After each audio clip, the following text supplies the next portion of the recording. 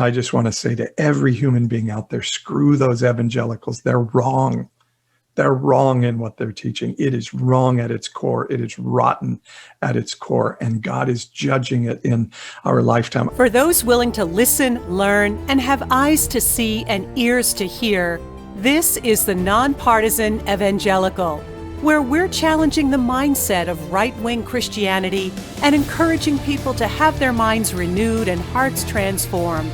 Let's have better conversations about the life modeled in the Bible so we can truly tell the world God is not mad at you. This is the Nonpartisan Evangelical Podcast at npepodcast.com. Good morning, everyone. Glad you're with us. We're going to talk about Matthew 5 today. And David says, I love your perspectives on Christianity and Jesus. Thank you. Thank you. It's so funny. Before I get into it, I have a few of the regular trolls that like to come at me. And I kind of like, gosh, that's really sad to think that that's your life of like, I'm going to jump on TikTok and attack this pastor today. But it just kind of is the way it is. Good morning, Chuck. Good to see you. Yeah,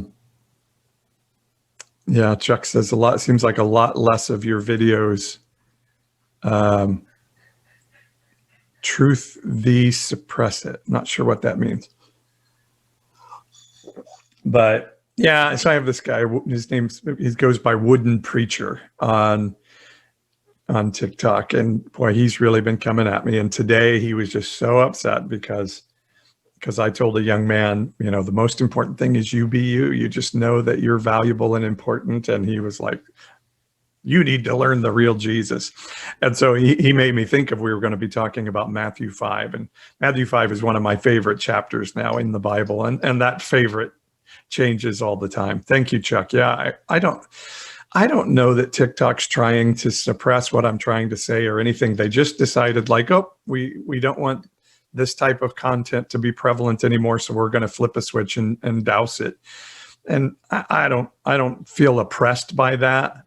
I just think they made a decision. I just wish they would tell us like, hey, we've decided your content isn't what we want to be known for, and just let us know so we can make those decisions. Ruben says, just to let you know, I found an affirming church. Awesome. Good for you. Adele says, hello. Good to see you. Kristen says, the real Jesus and God is love. So yeah, this Wooden Preacher today, he was like, where did you get trained? You need to really learn who Jesus is, and getting saved is the most important thing. And it's just funny. And so I knew we were going to be in Matthew 5 today. And one of the reasons I love Matthew 5 is when Jesus was teaching Matthew 5, the religious people knew he was coming after them, and it made them really angry. And I think today Matthew 5 is condemning our church and our religious people in our culture today, but they don't know it. At least in the first century, the religious people are like, he's talking about us and we're going to get him for it. And today, today's religious people read Matthew 5 and they're like, yeah. And it's talking about them and they don't even know it. Sub4GP says, how do I get involved in your coaching? Great question. Send me a DM, please. Just DM me on TikTok, and we'll talk about it. We'll set up.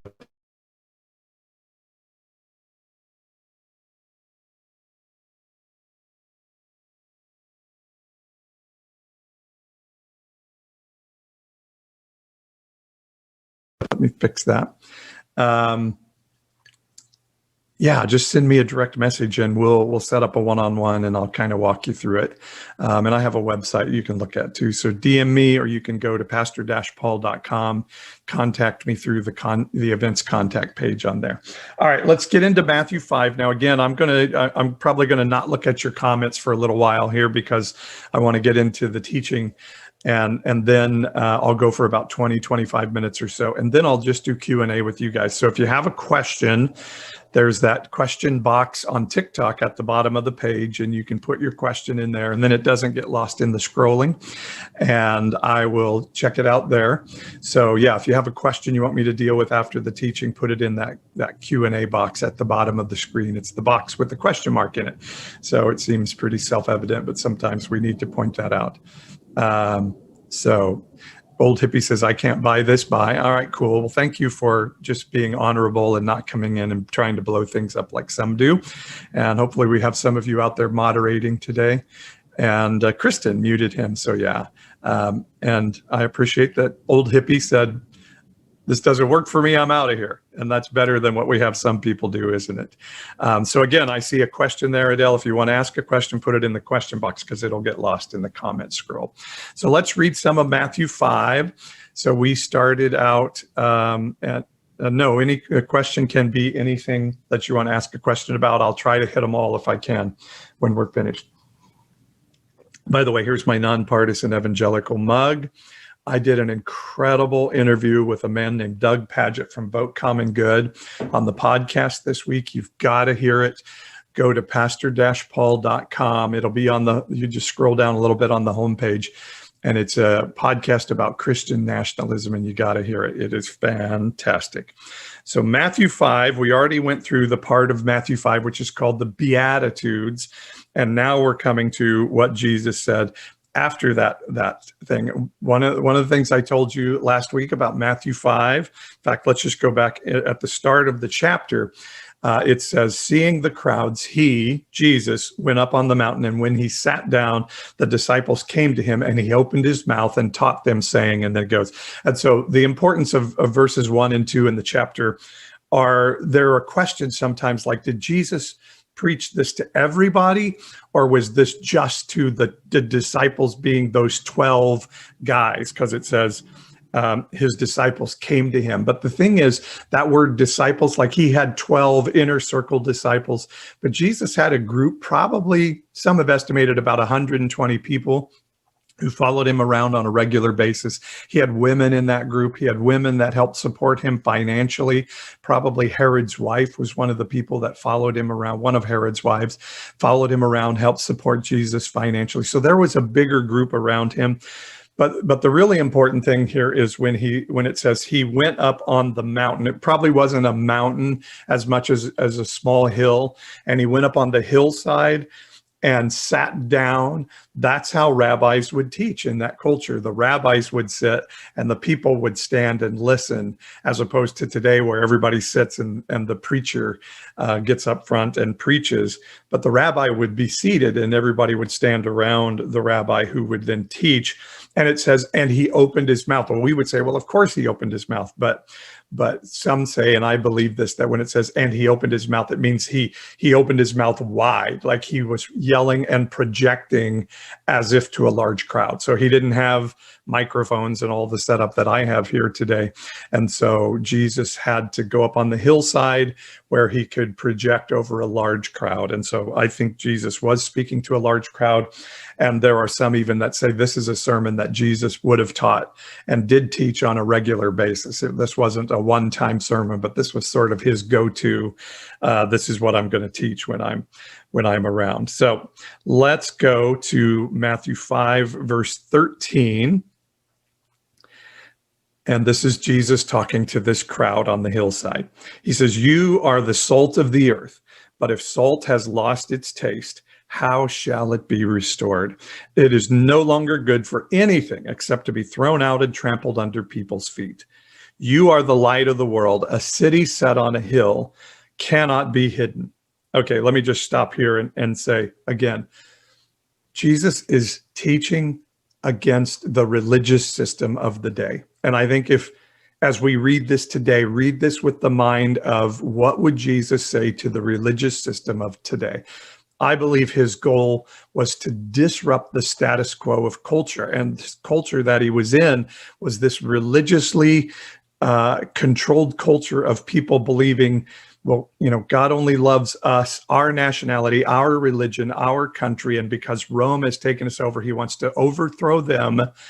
And Jesus was like, hey guys, you're focused on the wrong things. Your religious system is wrong. And you're so focused on maintaining your nationality and your religion and your country against this government, you've lost track of what you're really supposed to be talking about, which is connecting people to the Creator so that culture will change through these people being transformed. So as you listen to this, think about this sort of right-wing Christianity we have in the evangelical church today and in other parts of the Christian church, but I'm an evangelical and I really see it prevalent in our group. What if this is speaking against them? Does it make sense that this could be saying, hey, evangelicals, you need to change? You're supposed to be the salt of the earth, but you've lost your saltiness. You've become the dividers of culture, not the healers of culture anymore. So what good is salt that doesn't have saltiness? We just throw it out. It's worthless. And so think of this, that I believe this is speaking against the status quo religious system of the day. So it says, you are the light of the world. A city set on a hill cannot be hidden, nor do people light a lamp and put it under a basket, but on a stand, and it gives light to all the house. In the same way, let your light shine before others so that they may see your good works and give glory to your Father who is in heaven. Now, I was taught that this means you need to be witnessing for Jesus and trying to win people to Christ all the time. That's what letting your light shine is, not hiding that belief under a bushel. But it says here, let your light shine that they may see your good works. It doesn't say let your light shine so you can convert them to your religion. It says let that goodness of the Creator come pouring out of you so that people see Christ through what you do rather than what you say. I think it's a really messed up way we look at it, like, let your light shine so you can win people to Christ and get them to confess Jesus as their Lord and Savior, when in fact it's saying, no, let your light shine so that people can see what you do and be drawn to the Father who is in heaven. Give glory to the Father who is in heaven. So I think, wow, we've really, really messed that up. And so that's how I see that. Now, verse 17 is a really important one because it gets used in sort of twisted ways on a regular basis. It says, do not think that I have come to abolish the law or the prophets. I have not come to abolish them, but to fulfill them. For truly I say to you, until heaven and earth pass away, not an iota, not a dot will pass from the law until all is accomplished. So what people read this and they say, oh, well, see, we still have to follow the Old Testament because Jesus said the law was not going to pass away. He was just coming to fulfill it, which I find funny because most people who would say that, there's a whole bunch of things in the Old Testament that they would never follow whatsoever, things about eating shrimp and lobster and a whole bunch of other laws. And then they equivocate it with, oh, but those were these kind of laws, not these other kind of laws we have to follow. But I think what Jesus is saying here, and I've done videos on this before, he says, until heaven and earth pass away, not a we would say a jot or tittle, not a dotting of the I will pass away until all is accomplished. So what does that mean? Heaven and earth will pass away, but nothing's going to happen until all is accomplished. Heaven and earth pass away was just a common euphemism. They said until for all of time. We might say for all of history, nothing will happen until this happens. And so that he was just using a common saying of the day, heaven and earth will pass away, or not until heaven and earth will pass away. But this is what is important about this, that he says, I came to fulfill the law of the prophets, the law and the prophets, and nothing of that is going to pass away until all is accomplished.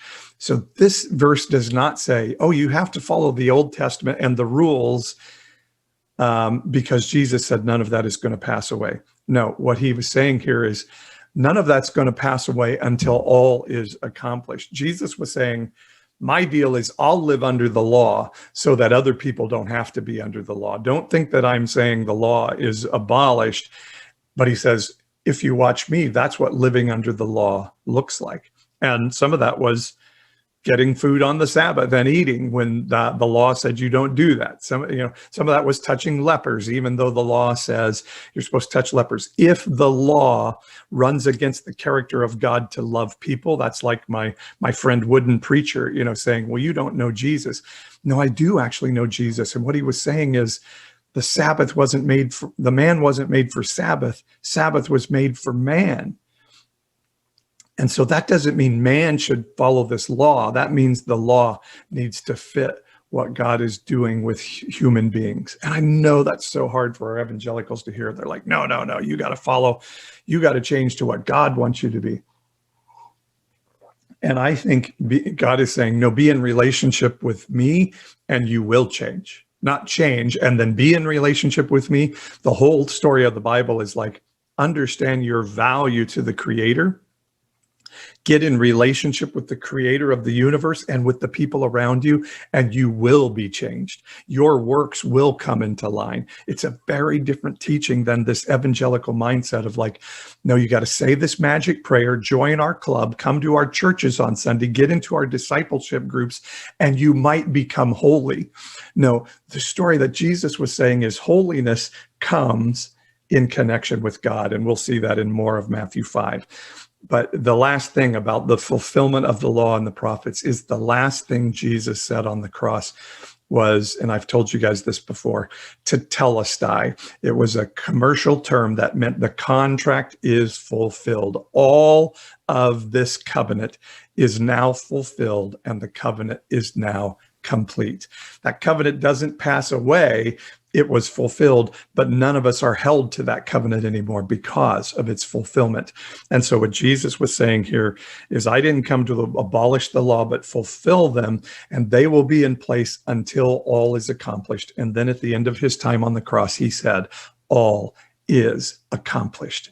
And so now the Old Testament law does not hold any sway over us because the law has been fulfilled. Does that make sense? So don't let anybody misquote and misuse that verse to say, oh, you have to follow the 10 commandments because Jesus said he wouldn't abolish the law. All right, let's move on to Matthew 5, verse 19. Therefore, whoever relaxes one of the least of these commandments and teaches others to do the same will be called the least in the kingdom of heaven. But whoever does them and teaches them will be called great in the kingdom of heaven.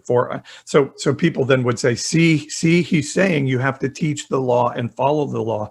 But remember, the numbers that we have in there that make the verses and divide thoughts weren't in there in the original text. Those were put in there later. So I believe verse 19 and 20 go together. They're one thought, not two different thoughts. And so they'll be called great in the kingdom of heaven. For I tell you, unless your righteousness exceeds that of the scribes and the Pharisees, you'll never enter the temple of heaven. So Jesus isn't saying you have to follow the commandments here. What he's constantly saying, thank you, Barbell, good to see you. What he's constantly saying is, okay, you want to obtain righteousness in God's favor? Then you have to be as good as the Pharisees are. They were considered the most holy of people. And you've got to be better than them. In fact, you have to be perfect. And so what he's saying here is, if your value is related in your way that you obey rules, obey the law, then your righteousness has to be more than those most righteous people on earth. You've got to be better than those guys. And who was better than those guys? Jesus was better than those guys. He was the fulfillment of what he was saying here. So he's not saying you watching this TikTok or YouTube today have to be better than the Pharisees. He's saying, I'm going to set a new standard that's better than those guys to show you that it's not about obeying rules that get you in relationship with heaven. It is about understanding that heaven wants to have relationship with you and saying, cool, let's do it. And as we have that relationship with God and heaven and a morality that Jesus came to display, and we walk that out, we will be changed from the inside out and we will change the world. Do you get the nuanced difference I'm talking about here?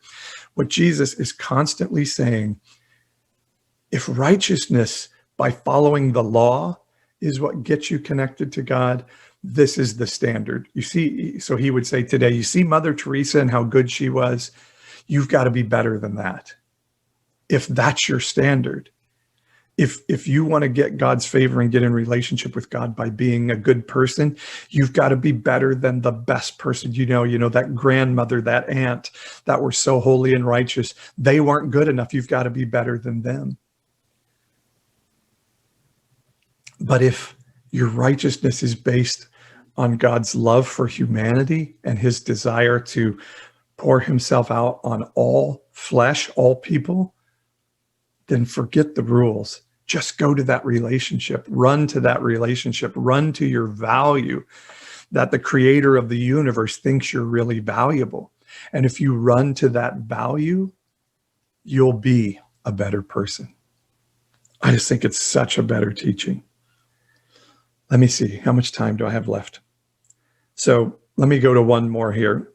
So again, constantly when you read the Bible, like when you read Romans and it looks like Paul is saying, you have to repent and do this, know that constantly one of the argument tactics of the day was, I'm going to take your premise and we're going to set up your premise, right? And then I'm going to bring a new premise to you. And so that's what we see happening here in verses 21 and 22. And this is one of my favorite verses that I use a lot particularly when we're talking about the anti-abortion, angry, staunch movement of the church. Matthew 5:21 says, you have heard it said to those of old, again, that was your ancestors by the prophets, you shall not murder, and whoever murders will be liable to judgment. But I say to you that everyone who is angry with his brother will be liable to judgment.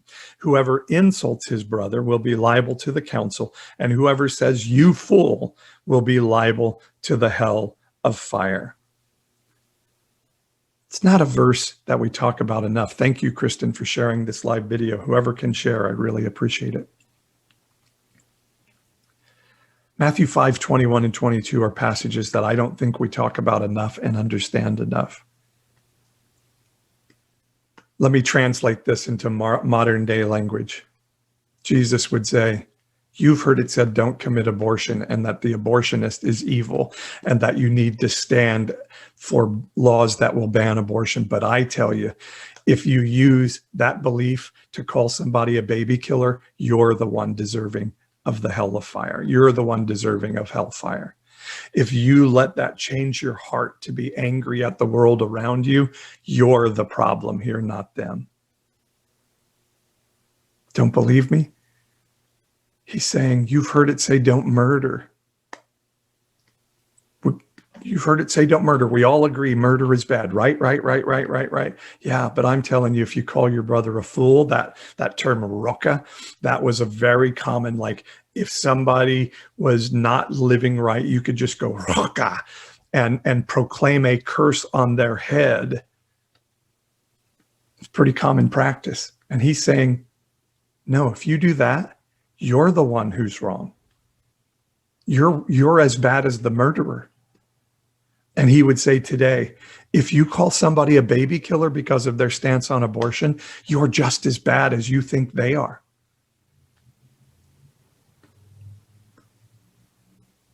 That is exactly what he was saying. And our evangelicals think, no, my job is to be staunch for God and tell everybody where they're wrong because I'm going to save them from going to hell.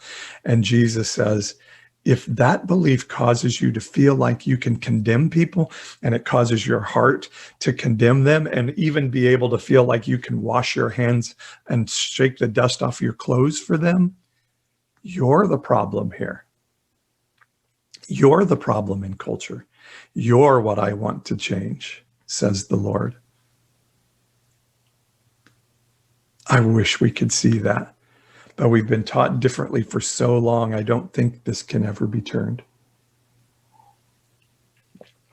Jesus came to destroy the religious system. Matthew 5 is evidence that he looked at the religious system and said, you are bad, religious system. You've got to go. Because I came to set people free, said Jesus. And Your system is putting people into bondage, and it's not okay. So, Christian, you can be 100% right on abortion and 100% out of alignment with God's heart. Being right-wing voter, voting for Sarah Palin, a terrible candidate for vice president, doesn't make you a good Christian. Voting terrible people into office because of their anti-abortion stance does not please God. Period.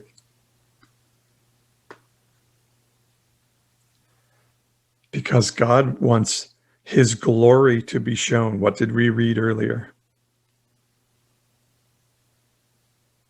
Let your light shine that they may see your good works, not your testimony, not your apologetics, not your ability to bring them into the club by praying the sinner's prayer.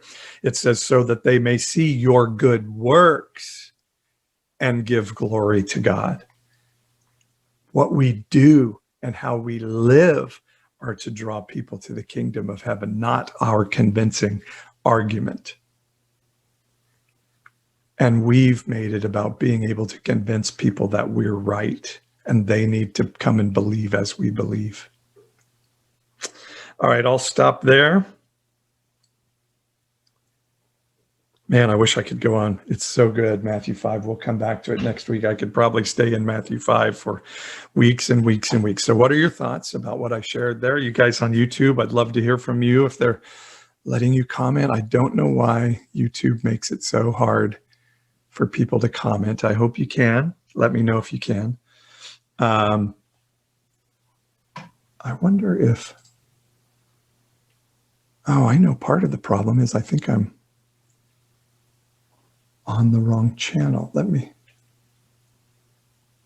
see if I can switch this out. Hang on for a second while I do this.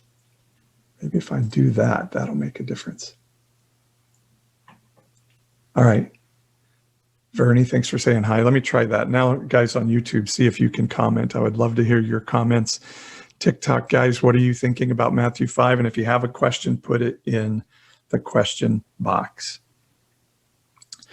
Kristen says, Christ said he would know us based on how we love. Stay with Matthew 5. I'll come back to it next Saturday. I want to interact with you guys some. By the way, my wife and I we've got some things we have to do today, so we're taking a break on our live stream. So we're not going to have our 10:30 show today. I'm awfully sorry about that. So YouTube guys, can you chat today? Are they letting you chat? Let me know if you can. Just type in where you're from or something like that. He will know us based on our love. All right, who has a question today? I don't think there are any questions in the question box yet. Nope. So I don't know. Somebody was asking questions earlier, so now's your chance. I'm here to interact with you and answer questions. I can see your comments if you want to make thoughts on Matthew 5. It's like Jesus didn't make anything new in Matthew 5-7, but he got back to the heart. Have a great day, says Yamama. Okay, thanks, Yamama. Yeah, I think that's what he is all about. Yeah, in case anybody missed it, if you want to ask a question, hit that question box at the bottom of the screen. I think evangelicals have redefined what love is, makes it easier to condemn and judge, says Kristen. Yes, because now we've defined love as me telling you how to stop from going to hell, rather than letting my life display who God is and people be drawn to God through my good works. We've now defined it as I draw you to Christ by telling you how not to go to hell. And the way to not to go to hell is how I've defined it and how it's been defined to me in my teaching all my life. And it's a really corrupt religious belief. I think God really hates it as much as Jesus hated the religious system that he was condemning in Matthew 5. That's why I say I think Matthew 5 is talking to us Christians today, and we read it and we're like, oh, isn't Matthew 5 great? And we don't realize that it is condemning us. And that wooden preacher that was coming at me on TikTok today.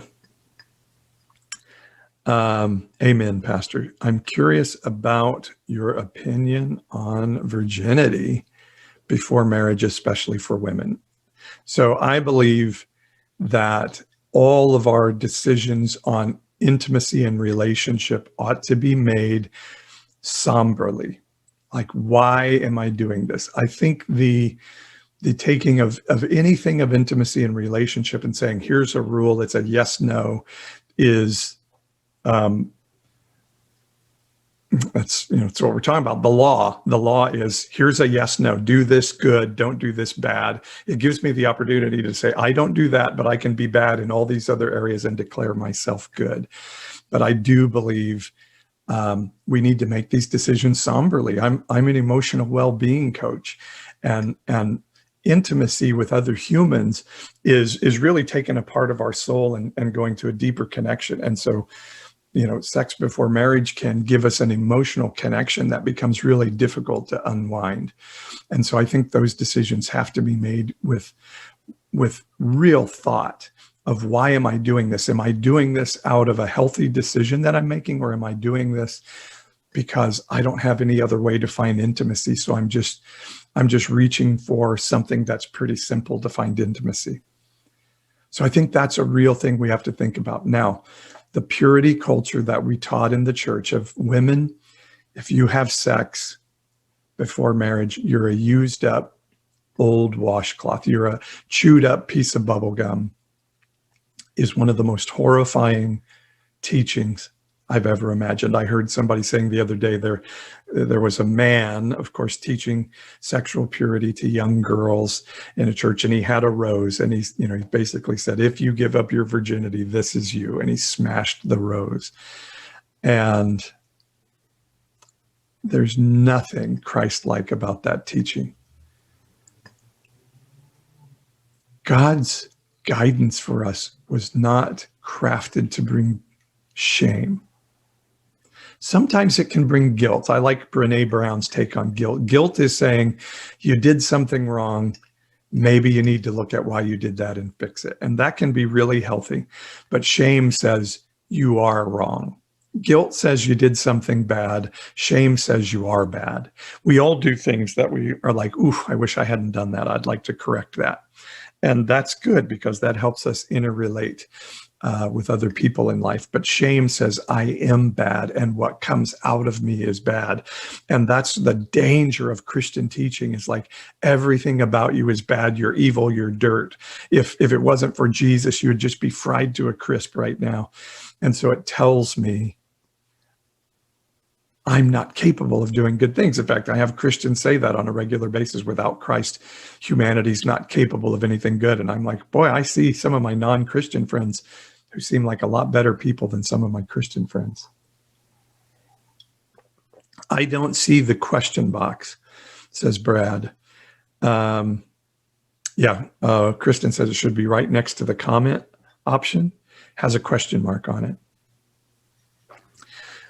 So, I think what we need to be telling our kids is, let's focus on where your life is going to take you, and what is God's purpose for your life? What is the value of who you are, and what are the decisions you're making? Are they taking you towards that or away from that? Is it feeding your value and your purpose in life, or is it taking you away from it? Is it feeding your relationship with heaven, or is it taking you away from it? That's where the decision should be made. And when it becomes a yes, no, right, wrong, this is good, this is bad choice, then we just create a whole realm. Like Romans says on a continual basis, like the law creates sin. Having rules doesn't take us away from sin. It actually creates the opportunity for sin. But relationship takes away that opportunity. Relationship means I get to say, why did you do that? Is it coming from a healthy place in you or an unhealthy place in you? And I think those are the really important questions that we need to be asking. Boy, I wish YouTube would let commenters comment. I just hate it. I've got to figure out what's going on with YouTube. I will really work on that this week.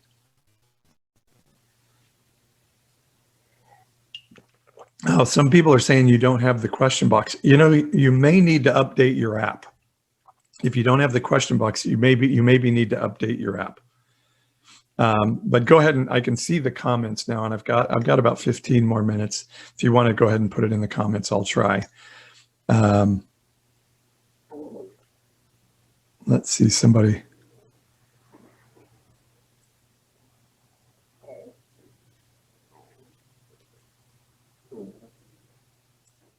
Brad says, do you think that our God could be kind of different than the Bible says? I think God is very different than the God that evangelicals have interpreted God to be, and perhaps Catholics. I also think some of what we see in the Bible attributed to God is what was written by human beings at the time to say, this is why this happened, and they attribute it to God, when in fact, it was just human beings being human. And, it's kind of like our insurance companies say, act of God. One of the things, an act of God changes our relationship with our insurance company. And so we're blaming God for something that either was just sort of natural ecological events or natural human events. So I think some of in the Bible is like God said to go commit genocide against these people, and that was in fact a human interpretation or a human explanation as to why they did something that's horrible. Like there are people today that would say, well, I broke into the Senate chamber on January 6th because God wanted me to, God told me to, and they would write that as their story, God told me to, but they didn't actually hear from God on that.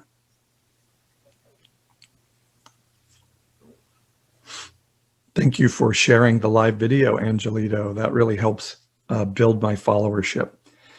So Jabe Livy is asking about Matthew 5:17. What's your question, Jabe, on that? Sorry if I get your names wrong. Sometimes it's hard to tell.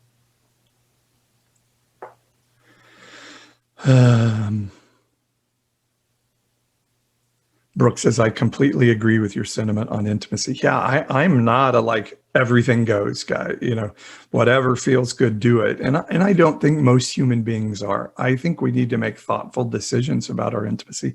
And I think if we're in relationship with one another, we get to ask questions as to why are you doing that and how is it feeding your goal? I don't think it's like, hey, make your own decisions and do your own thing. But I also think the rigid, this is good, this is bad, this is yes, this is no, does nothing more than heap shame on people and has been a failure in keeping our children from having sex. I think a much better way is like, why are you making the decisions that you're making? Are you allowing yourself, maybe, and let's even back it out from sex. Are you allowing yourself to get into an online emotional attachment that you don't want to be in? See, that was one of the things with the Pharisees is they would say, as long as I don't cross this line, I can do everything else up to that. And that's why Jesus said, bull. You say don't commit adultery. I say if you're sitting there lusting with your eyes, don't try then to tell me you're righteous and not thinking about it. It's the Mike Pence, you're trying to show me how righteous you are by not having one-on-one meetings with women, but are you in fact saying by that A, women are second-class citizens who you have to protect yourself from, and B, what is your issue that you can't sit there and not have a professional meeting with a woman without falling into lust in your heart after her? That's a you issue. That's not the woman's issue. And we need to look at these things differently. And I think that's exactly what Jesus was saying on an ongoing basis. You say don't commit adultery. I say what you do is not good enough. You're making the rules to condemn everybody else. Let me make a rule that condemns you. And he did that to religious people so that he could go to the non-religious and say, screw those guys. Let me tell you something. God does love you. They're wrong. They're wrong in saying God doesn't love you. Wow, I don't know what just happened. I just got a huge envelope thing there. Oh, that came from Jesus in a Democracy, a birthday cake. Well, it's not my birthday, but that's awesome. Thank you guys for the gifts. Hi, Jesus in Democracy. Man, I'm praying for you guys. You got a lot going on in your household right now. I love you guys so much. Thank you, Angie, for sending me the confetti. Brooke says, I want to teach my kids this Christianity. Thank you, Brooke. well, whatever I can do to help them. I have some folks that do some children's get together teaching, I think, on Sunday. I'll have to ask what they do. But yeah, let's teach our kids to be thoughtful. Not here's the rules, do this or don't do this. Although you get to have rules with your kids. Thank you for the disco ball, Charles. But just saying harsh yes or no's that give them shame and guilt, it doesn't work. The way we've done Christianity for my whole lifetime, it doesn't work. It drove me away from God, not to God.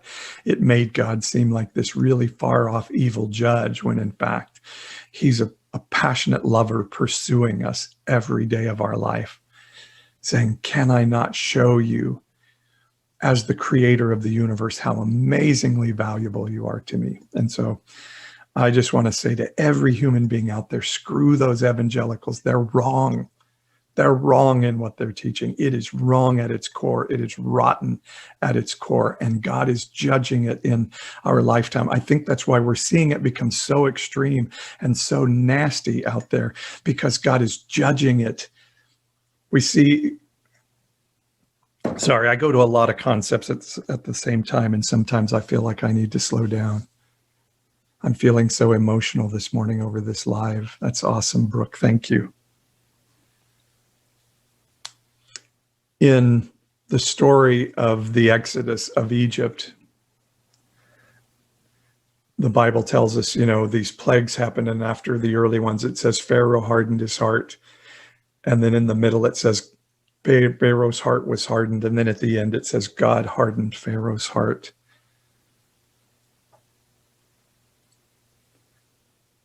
It's like God says, if you're going to go this direction, I'm going to really push you in that direction so we can come to the conclusion of what happens. And that's what I think is happening in the evangelical church today. It's becoming so extreme because God is saying, I'm hardening your heart now. If you guys have chosen this track, then I'm going to push you down that track. And evangelicalism has become rotten at its core. And God has said, now I'm hardening your heart so that it can come to its natural conclusion. And I don't believe evangelicalism as we know it will survive into the next generation. And Jesus in the first century said, hey, you see that temple? That thing will not have one stone standing on itself. He said that will not survive into the next generation. And the interesting thing is he didn't say, and you should pray that that doesn't happen. No, I think he actually came to be the one pushing that religious system to its end. And I believe we're seeing the same thing happen. So I call myself post-evangelical because I believed that evangelicalism, I was in it, and I believe now God's taking me to what's coming after it. So that's why we have a Sunday gathering on Sunday mornings, because we're looking at what does the post-evangelical world look like. If you can, by the way, I would love it if you would join my NP Patreon community. It's the subscriptions that we sell for financial, for the financial income for the Pastor Paul channel and the Nonpartisan Evangelical Ministry. We're not a not-for-profit. We're not a religious not-for-profit. We are a for-profit company.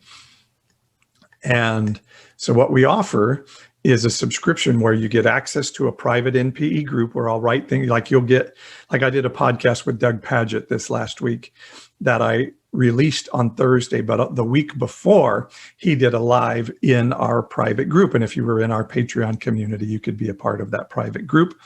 It starts at $5.99 a month. And so if you want to join here, I'll type in the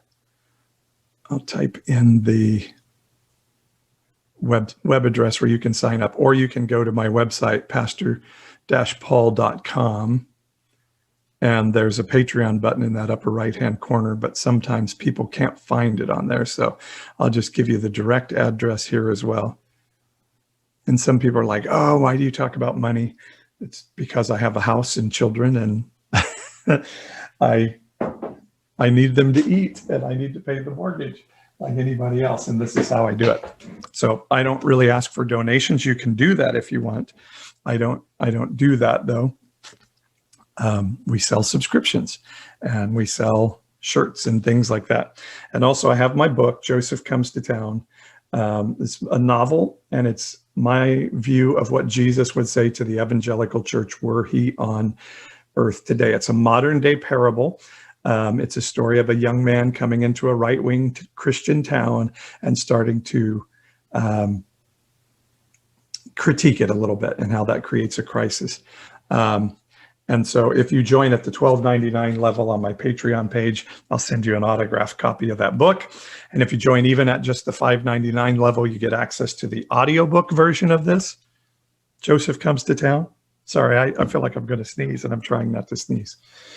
So Joseph Comes to Town is the book. And if you go to that website there, patreon.com/NPE podcast, and sign up, that would be awesome. Not-for-profit is a fallacy. We all need money to survive. Profit is necessary. Yeah, we made the decision. Whoops, sorry, I just kicked that thing. We made the decision to be for-profit. And so we knew that that would take away the ability for people to give us tax-deductible donations. But what we wanted to do was we wanted to, be able to talk about whatever we wanted to talk about. And I believe churches violate their not-for-profit status on a regular basis, and they shouldn't do that. So we wanted to be able to talk about religion and politics. And so being for-profit gives us that right to do that. And I want to pay taxes. I want to contribute to roads and schools and police and fire in my community and in my state and in my country. So that's why we made that decision. So if you would go be a subscriber on there, it would mean a lot to me. We're trying to grow that. I also do coaching. And so if you would be interested in some spiritual or emotional well-being coaching, I have several different levels at which we do that. If you want to do that, send me a DM or go to pastor-paul.com and contact me through the events contact page. I see you guys talking about meditation. That's a lot of, I do teach a lot about quiet time, meditation, concentrating on who you are, and seeing that through mindfulness in my coaching. So Jeanette on YouTube, yay, a comment from YouTube. She says, hardened hearts also caused eyes to be blind and ears not to hear. You're speaking my language now, Jeanette. Thank you. Because I totally agree. That's what Jesus said about the religious system of the day. He said, beware the leaven of the Pharisees and of the Sadducees, and of Herod or the Herodians. That religiously political mindset, like we see in the right-wing evangelical church, he said it's a leaven. I think today, if he was teaching that lesson, he would say it's a virus that spreads through everything that you are, and ultimately causes you to not have eyes to see or ears to hear. That means ultimately lose your ability to see and hear truth. And I think it's part of why Christians are flocking to QAnon, because we didn't beware Jesus' warning to avoid the leaven or the virus of the Pharisees and the Sadducees. And so later then he was sitting with the disciples and they say, why do you talk in these silly stories all the time? Why do you use these parables? And he said, because when I tell parables, people that don't have eyes to see or ears to hear, people who don't understand what God is doing in this season, they won't be able to understand what I'm saying. But you guys who are close in and pressing into relationship, you're going to be able to see the mysteries of the universe that so many have longed to see. So yeah. All right. Anybody else have anything? I don't see any questions in the question box. I think if you're not seeing the question box at the bottom of your screen, it may be that you need to update your app. I will meditate on your precepts and fix my eyes on your ways. Psalms 119. Love meditating on the Psalms, Kristen. Do you have any recommendations on how to go about studying the Psalms? So I personally have found the Psalms don't need a lot of study. They're pretty self-evident. Now, what can be helpful is you get a really good commentary. And thank you, Sydney G, for asking that question.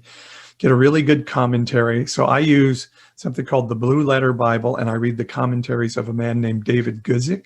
Now, I don't agree with everything he says. He's much more conservative in his view of the Bible than me. But one thing he does is he does a great job of kind of sharing the history around things. So sometimes it's helpful to me to know Like if I'm reading Psalm 13, that, some say this was a psalm that David wrote when his son was rebelling. His son Absalom was rebelling against him. And so it's like, think about how much pain that had to be for David to have a son trying to overthrow his kingship. And he wrote that psalm. And so that kind of helps me. But for the most part, the Psalms I find to be pretty self-edifying when I read them. It's, hey, life's a bitch. I'm mad, God. Why aren't you helping me? But you're my hope, and I'm going to stick with my hope in you. So that's my recommendation for studying the Psalms. I try to read other parts of the Bible than read a psalm and a proverb every day. So yeah, I like the Blue Letter Bible app. I use it quite a bit. It's very cool. Where can I find your Sunday services? 10 a.m. Pacific time. We're online. We stream it live on TikTok. It's really low quality, and I'm sorry about that. But there's nothing else I can do with TikTok but point the camera at the screen. But if you want to join us in the Zoom room where you can be interactive and meet people and such, then you go to my website, pastor-paul.com. pastor-paul.com. Go to the events contact page, and it has the Zoom link in there and the times and all of that stuff.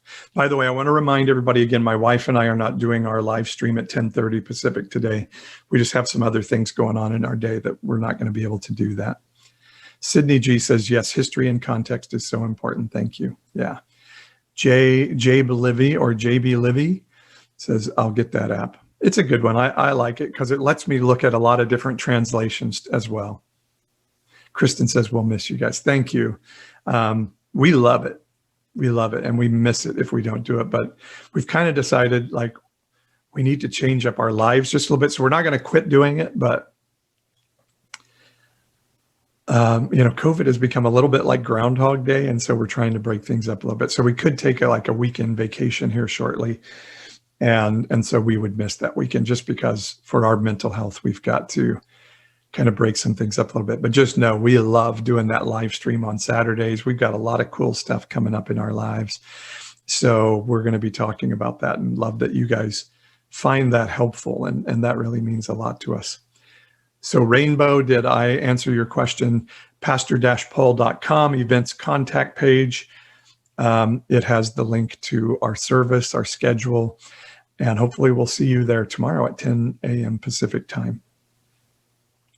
Tammy says, love Blue Letter Bible and also YouVersion app.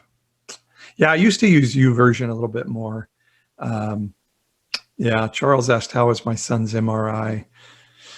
So they told us he doesn't have to have surgery, but they said he has to be out for 3 months from baseball. And so we've been sort of processing that through in our household, and it's been a little bit hard. So love it if you would keep praying for me and my son. Any tips on where to start if you are entering a deconstruction phase? Man, that's such a good question. Such a good question. Kristen says, I'm so sorry. It's a great time for a break. Yeah, thank you guys for remembering and asking. That's really special that you care about us like that. Boy, tips on where to start if you're entering a deconstruction phase. So one thing I would say, there are just some great people like Barrett Carroll, I think is his TikTok name, or April A. Joy, Jeremy C. Radio. Just some people that are talking about what deconstruction looks in their life. Oh, I have a young man that I love that he doesn't have nearly enough followers on TikTok. His name is Pondering Worshiper on TikTok. I would definitely recommend you go see Pondering Worshiper's page because he's asking great questions. Some of what happens in a deconstruction is we can just be, screw it, I'm mad at the church, I'm throwing it out. But Pondering Worshiper is saying, I love Jesus. I love my faith. So how do I go through this deconstruction and ask really healthy questions rather than just being angry and throwing it all out? So Pondering Worshiper, is definitely somebody I would met. So one of the things I'm saying is there's some great TikTokers who are asking great questions. And then we have an evangelical-ish podcast on Wednesday nights at 6 Pacific, where we're having these discussions. Now, who just said that? Kristen, of course, my friend Kristen. She says, Christ words alone are healthy. She says, get back to gospel basics. That is definitely something I would recommend. Read the Gospels, like forget Paul for a while. Now, I love Romans and Hebrews, and I think they're important in deconstruction, but just go back and read about Jesus and imagine Jesus if his goal was to come and say, first century religious system, first century cultural status quo, I'm here to destroy you. I'm here to overturn the cultural norm, the mindset. Read it from that perspective and say, what is he saying? If you read the Gospels and say, this is a Jesus that were he Joseph on earth today, he would be saying, hey, evangelical church, you're the problem today. And read it from that perspective. Read it that almost any time he says, these people won't inherit the kingdom of heaven, he's always talking to religious people, not sinners. He's talking to religious people, and read it from that vantage point. Second thing I would say is just know you get to do a deconstruction. God's not mad at you. But if you do that deconstruction in concert with God's Spirit, it says, Holy Spirit will guide you into all truth. There will be a reconstruction on the other side of that, because you don't want to just break everything down and find yourself sitting in a mess wondering where you're going to go next. But you want to have a deconstruction that's leading you to a better place, not just leave you in a void, but taking you to a better place. By the way, I'm still on a deconstruction/reconstruction journey and have been for a long time, but significantly entered a new phase in these last couple of years.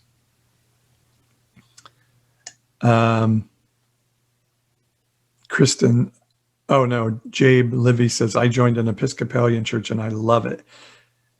They call themselves a church for refugees.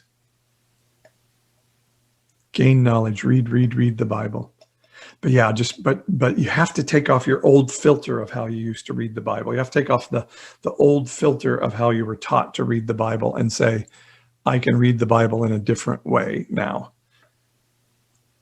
I can read the Bible in a way of a God who isn't endorsing the religious system of our day. In fact, he's pushing it to its ultimate end. Boy, I love your comments to each other. Deconstruction leads to stronger faith in the true God. I think if you do deconstruction here's my other recommendation on deconstruction. Do it with somebody.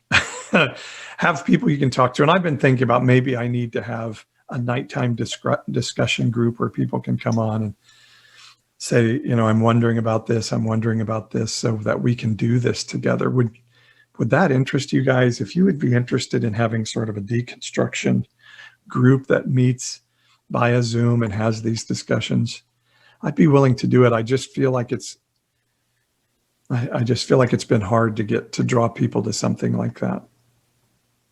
So, maybe we could do it as a book group around my book. I just don't want people to think I'm just trying to sell books.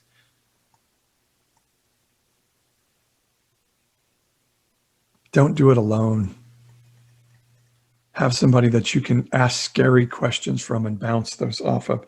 So if you would like to do a book group or a deconstruction discussion group, send me a DM and we'll figure out a time to do it. I said, do you want to have a Bible study? And a bunch of you responded, and that's why Bible Talk came about. But yeah, if you want to join that, send me a DM and I'll figure out how to do it.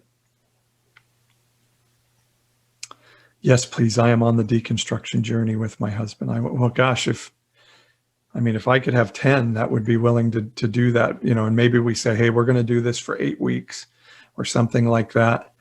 I'd be glad to do that. Revelation 2:2-5. I know you have tried those who say they are apostles and found them liars. All right, guys, I'm going to have to take off in just a few minutes.